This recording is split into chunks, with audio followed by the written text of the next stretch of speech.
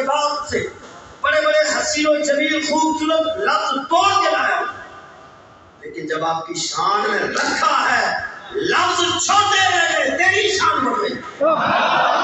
نام خداوی سخن گوئے مت کہ بالا ترین جان سے من گوئے مت۔ یا رسول اللہ، یہ جو بھی میں نے کہا ہے بڑے خوبصورت لفظ ہے، کسی اور کے نام پہ لکھا جائے بڑے خوبصورت ہے، لیکن جب آپ کے لیے رکھا یہ سارے لفظ چھوٹے رہ گئے، آپ کی شان بڑھ گئی۔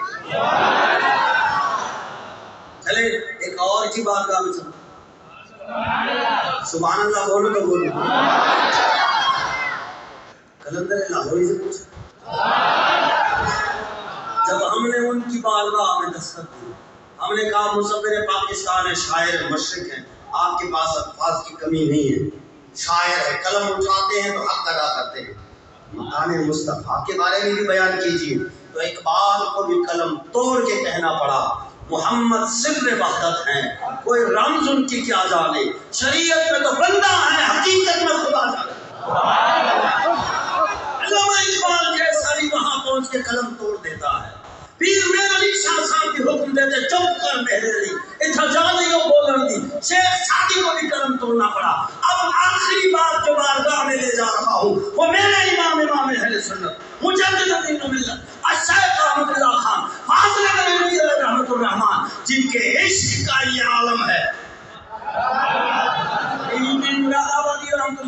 فرماتے ہیں آخری وقت میں امام کی بارگاہ میں حاضر ہوا، آخری وقت ہے، پاؤں سے روح نکلی ہوئی ہے،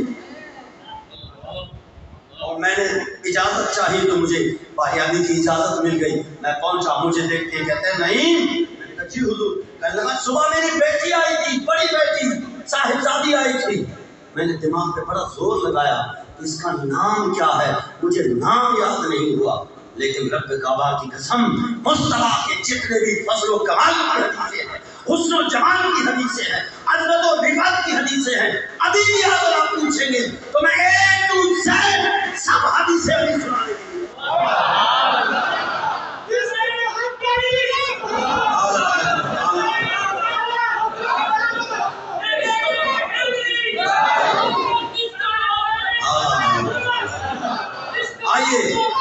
آئیے عشق و محبت کی بارگاہ میں، بارگاہ اعلیٰ حضرت میں جب ہم نے اپنی صدا رکھی کہ میرے مصطفیٰ کا تذکرہ گلی کوچوں میں لوگ ایسے کر رہے ہیں جیسے عام کسی سردار وڈیرے میر چودھری کی باتیں ہو رہی ہیں، مصطفیٰ کے مقام کا بھی پاس نہیں ہے کہ کس جگہ پہ بیٹھا ہوں۔ اعلیٰ حضرت سے عرض کیا مقام مصطفیٰ کیا ہے، تو انہوں نے قلم تو اٹھا دیا لیکن قلم توڑ دیا۔ انہوں نے کہا اس بارگاہ کے بارے میں کیا پوچھتے ہو، سرور کہوں کہ مالک کو مولا کہوں تجھے، باغ خلیل کا کھلے زیبا کہوں تجھے، تیرے تو بس عیب تنائی سے ہے بھائی۔ اس شعر کی تھوڑی سی تشریح کروں اگر اجازت ہو۔ پکے بیٹھے اچھا، جو پکے بیٹھے وہ ہاتھ کھڑا نہیں کرے، ہاتھ کھڑا نہیں کرے، بولو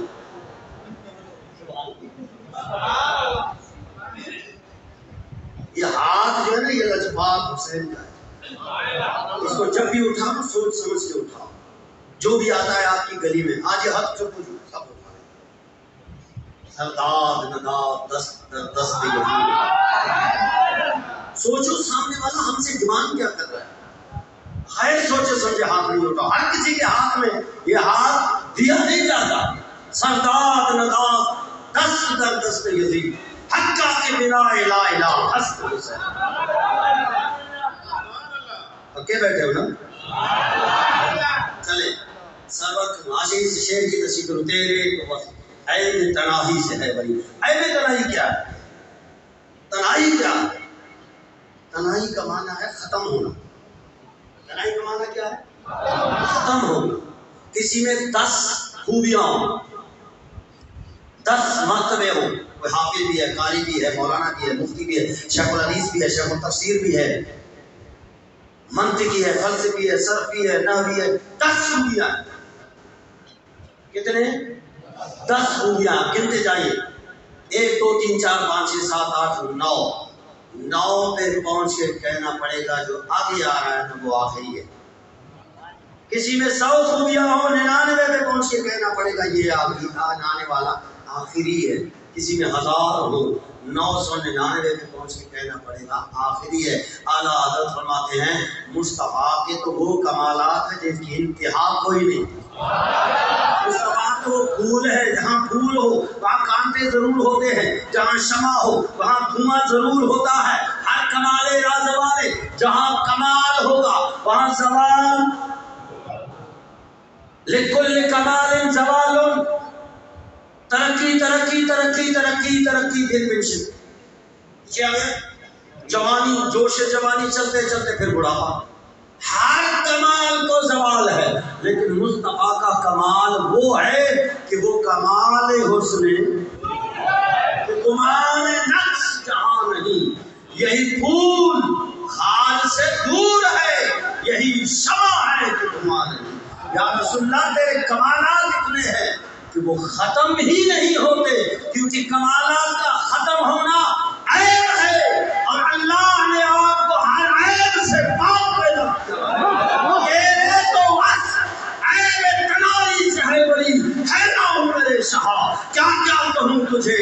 لیکن رضا نے ختم سخن اس پہ کر دیا، خالق کا بندہ خالق کا مولا کروں.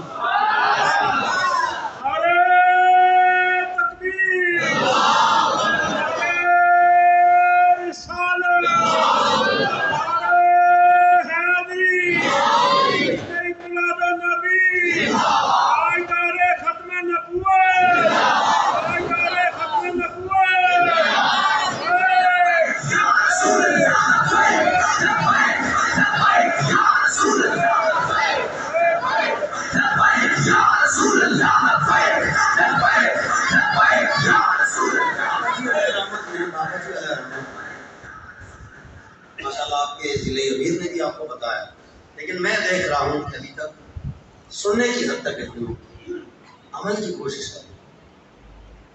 سننے تو ہم 77 سال سے 76 اور 2.5 سال 76 سال اور 2.5 مہینے وہ تو ہم سنتے تو آئے ہیں. سبحان اللہ بولو. اگر سننے کے بعد عمل نہیں ہے تو خدا کی قسم اس سننے کا کوئی فائدہ نہیں، کیونکہ العلم بلا عمل کالنہر بلا ماء.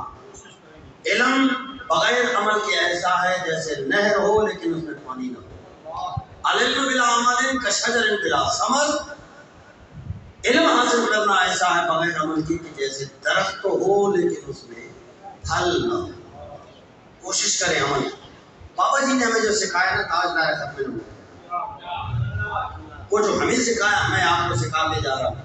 آپ آج عہد کریں گے انشاءاللہ جب بھی یہ نعرہ لگے گا میں بابا جی کے بتائے طریقے پر اس کا جواب دوں گا. لوگے انشاءاللہ. بابا جی رحمۃ فرماتے تھے کہ 3 مرتبہ زندہ باد کہنا، 2 مرتبہ ہولی ہولی سلولی سلولی آہستہ آہستہ لہر نہ ہو جسم. بالکل ایسا مزے سے مزے لے لے.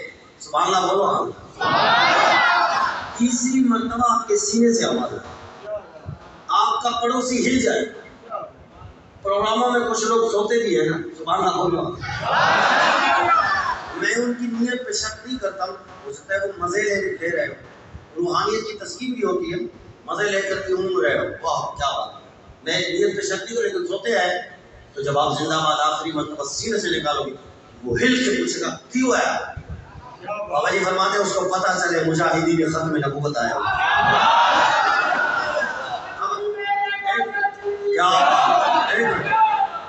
اب حافظ صاحب نعرہ لگائے گیا، صحیح صاحب نعرہ لگائے. میں جواب دوں گا، آپ نے کسی نے جواب نہیں دینا، خاموش سننا ہے. میں جو طریقے سے جواب دوں گا پھر آپ نے اسی حساب سے ہر محفل میں یہی جواب. کوئی بھی نہ ہو، یہ یاد رہے، کوئی بھی نہ ہو جواب دینے والا. آپ اکیلا سب پہ بھاری ہونا چاہیے. آپ نعرہ لگائیں میں بتا ختم نبوت زندہ باد زندہ. مزے لے. سبحان اللہ. زندہ باد زندہ باد زندہ باد. یہ آخری مرتبہ سرکاری ہونا چاہیے مرتدین کے لیے، تاکہ انہیں لگ پتے جان کہ یہ سرزمین پاک ہے ان مرتدوں سے بھی زمین کو ہم نے پاک کرنا ہے۔ یار موٹر وے پہ ہم سفر کرتے ہیں، موٹر وے پولیس والا اگر گاڑی کی ایک لائٹ نہ ہو وہ چلنے دیتا ہے؟ روک کے کہتا سائڈ پہ جاؤ چلا، وہ کہے ایک لائٹ پہ جا، تو ایک لائٹ والی گاڑی نہیں چل سکتی ہمارے ملک میں، شاید کہ اتر جائے تیرے دل میں میری بات۔ ایک لائٹ والی گاڑی روڈ پہ نہیں چل سکتی، تو ایک لائٹ والا نبی لا رہا ہے، کانا نبی، برٹش سے بنا ہوا نبی، اس کو ہم کہاں مانیں گے؟ اسی لیے یہ نعرہ آپ نے ابھی لگانا ہے، میں لگا رہا ہوں نعرہ، تیسری مرتبہ، دو مرتبہ آستا پیار سے اپنے حساب سے، لیکن تیسری مرتبہ اپنے ساتھی کو ہلانا ہے، اسے بھی لگ پتے جان کی کون بیٹھا ہے۔ آج نعرے ختم نبوت، مزہ آئے نہیں آئے؟ اللہ تعالیٰ آپ کو سلامت رکھے اور ہمیشہ رکھے۔ میں کہاں پہ تھا؟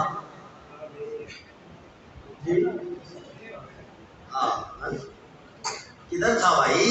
سبحان اللہ بولو، اتنی جلدی بھول گیا، میں تو سمجھ رہا تھا کہ اگر اگلے سال آؤں گا تو بھی آپ کو یاد رہے گا۔ کیا ہوا؟ مقام مصطفیٰ، عظمت مصطفیٰ، ہر ایک نے قلم توڑ دی، یہاں پہ بولا ہی نہیں، کہا نہ چپ کر دے، یہ نہیں بولے، کہیں اور بولے، یہاں نہیں بولے۔ یہ مقام ایسا ہے کہ یہاں بایزید بستانی نے بھی اپنی سانس کو۔ اب آئیے مصطفیٰ جو لے کے آئے، بات تو وہی ہے نا کہ جو پیغام لے کے آئے، مصطفیٰ کے آنے کا مقصد کیا ہے؟ فرمایا ارسل رسول، اس رب نے اپنے رسول کو بھیجا، کیا دے کے بھیجا؟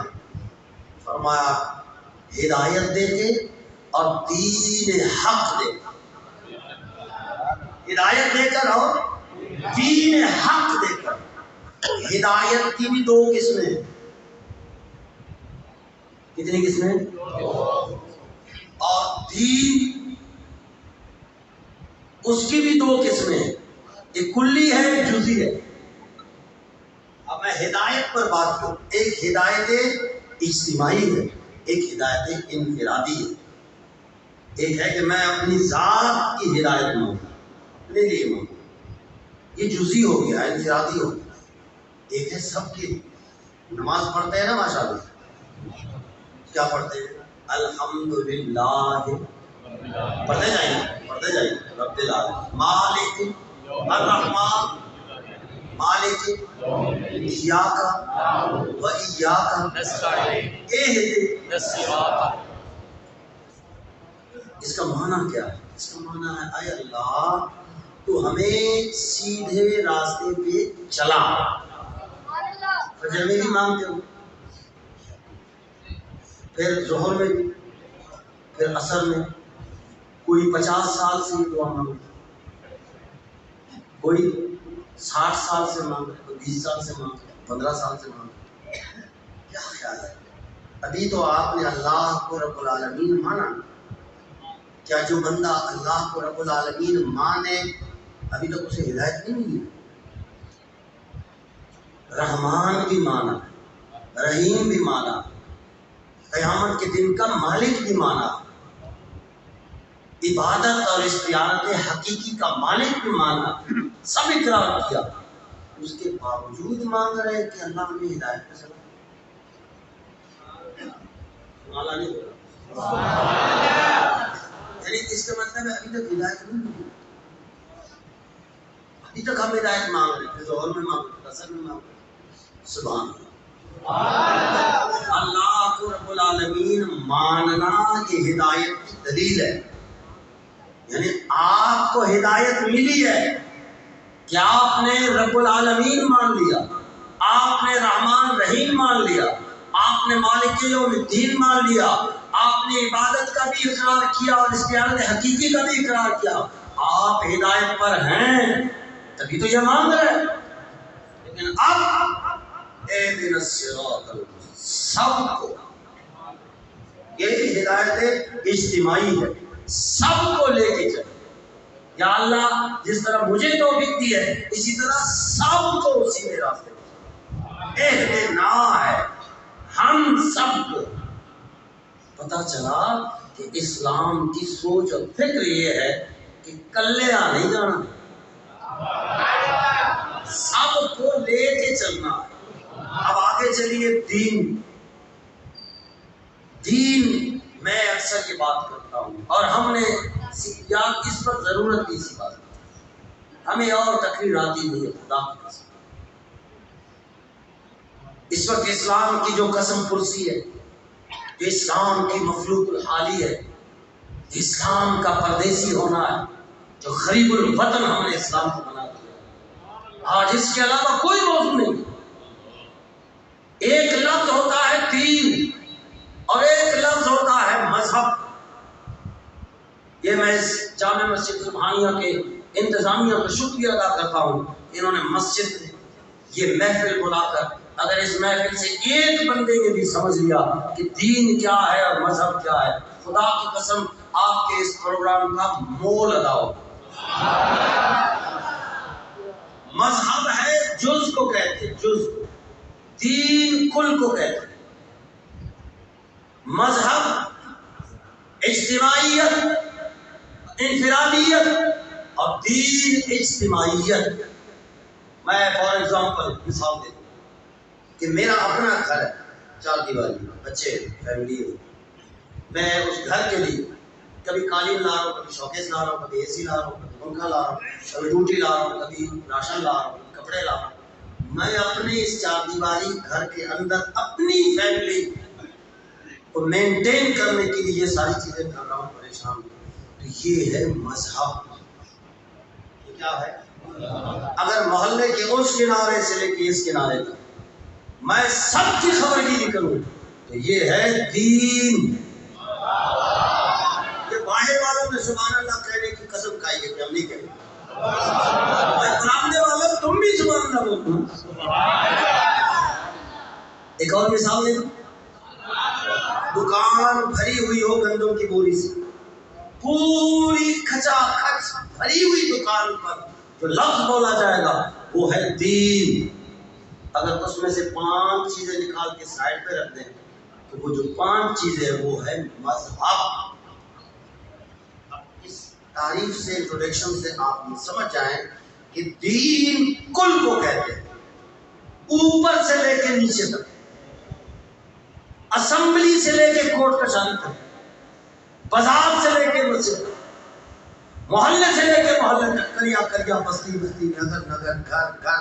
یوں سمجھ لیجیے پیدا ہونے سے لے کر قبر تک، بلکہ قبر کے بعد، موت کے بعد والی زندگی پر بھی جو لفظ بولا جاتا ہے وہ ہے دین.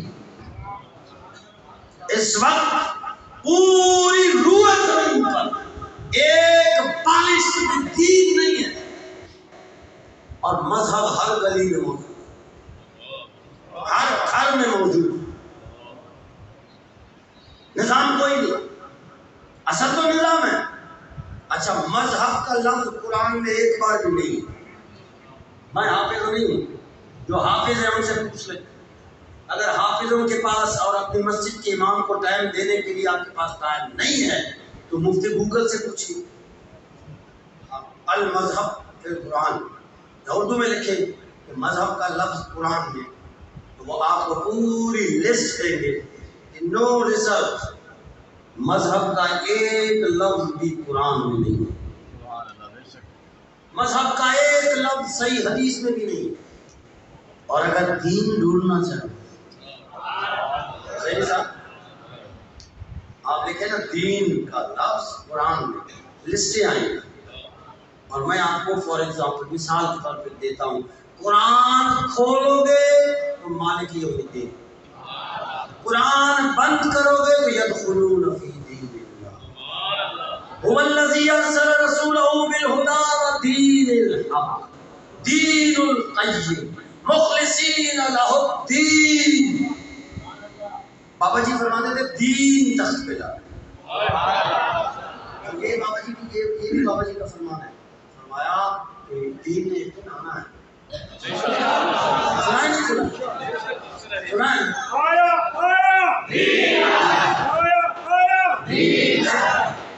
کیا فرماتے تھے؟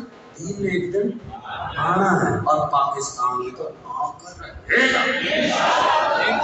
میں نے ایک دن عرض کیا استاد جی کہ ہم اتنے وضوح کے ساتھ فرما رہے ہیں، اتنے یقین کے ساتھ کہ دین نے ایک دن آنا ہے، اس یقین کی وجہ کیا ہے؟ تو مجھ سے فرمان لگے مفتی صاحب قرآن نہیں پڑھا ہے۔ میں نے کہا حضور میں نے تو پڑھا ہے، آپ پڑھائیں، آپ پڑھائیں ہمیں۔ فرمایا قرآن میں ہے نا رب کا وعدہ ہے، 3 وعدہ کیا ہے رب، کتنے؟ 3 وعدہ کیا ہے۔ اس وقت تک جب میری بات ہو رہی تھی تو فرمایا 1 وعدہ پورا ہو گیا، 2 باقی، اور ان کے جانے کے بعد وزیر آباد کے بعد وہ دوسرا وعدہ بھی پورا ہو گیا۔ اب 1 وعدے کا انتظار ہے۔ اب میں پڑھوں آیا وعد اللہ الذین آمنوا منکم وعملوا الصالحات، اللہ نے وعدہ کیا ہے جو تم میں سے مومن ہیں اور جنہوں نے نیک عمل کیے۔ نیک عمل میں جہاد بھی شامل ہے، جو مجاہدین ہیں، جو اسلام کی عزت آبرو و آزادی کے لیے اپنا سب کچھ داؤ پہ لگا کر میدان میں آتے ہیں۔ جس نے بھی نیک عمل کیا رب نے 3 وعدے ساتھ لَيَسْتَخْلِفَنَّهُمْ فِي الْأَرْضِ كَمَا اسْتَخْلَفَ الَّذِينَ مِن قَبْلِهِمْ، میں ضرور بالضرور، یہ لام تاکید بانی تاکید ثقیلہ سے واحد غائب کا صیغہ ہے، جو سر کی بیٹھے ہوئے، یہ لام بھی تاکید کا ہے، نون بھی تاکید کا ہے، اور وہ تاکید بھی خفیفہ نہیں ہے، ثقیلہ ہے۔ اس کا معنی کیا ہے؟ ضرور بالضرور میں انہیں خلافت دوں گا جس طرح میں نے ان سے پہلوں کو خلافت دی ہے۔ استاد صاحب نے بتایا خلافت ملی کہ نہیں ملی؟ فرمایا اب دوسرا وعدہ، اب وہ کیا ہے؟ وَلَيُمَكِّنَنَّ لَهُمْ دِينَهُمُ الَّذِي ارْتَضَىٰ لَهُمْ، میں ضرور بالضرور ان کے لیے جو دین انہوں نے پسند کیا ہے، میں ضرور بالضرور ان کے پسندیدہ دین کو تخت پہ لا کے چھوڑوں۔ کوئی بتائے اس کا ترجمہ کیا ہے کہ دین کو وہ مقام دوں گا، وَلَيُمَكِّنَنَّ لَهُمْ دِينَهُمُ الَّذِي ارْتَضَىٰ لَهُمْ، میں دین کو ضرور تخت پہ لاؤں گا۔ بابا جی فرماتے تھے اس کا انتظار ہے انشاءاللہ، یہ آئے گا، یہ تاکید ہوگا۔ اور تیسرا وعدہ وہ پورا ہو گیا ہے، سبحان اللہ بولو تو بولو۔ اور تیسرا وعدہ کیا ہے؟ وَلَا يُبَدِّلَنَّهُم مِّن بَعْدِ قَوْمِهِم مِّن بَعْدِ خَوْفٍ، کیا ہے بھائی آپ کا امنا، ہم خوف کے بعد ان کو ضرور بدل دیں گے، خوف کے بعد امن کے ساتھ۔ وہ بھائی ایمان سے بتا، وزیر آباد سے پہلے ہمارے ذمہ داران 4تھ شیڈول کی وجہ سے بچے ان کے 6 مہینے باہر تھے نہیں تھے، گھروں میں تالے تھے نہیں تھے، تالے توڑے گئے نہیں توڑے گئے، تالا دے کے ہمارے بچے گلی بدلتے تھے یا نہیں؟ اب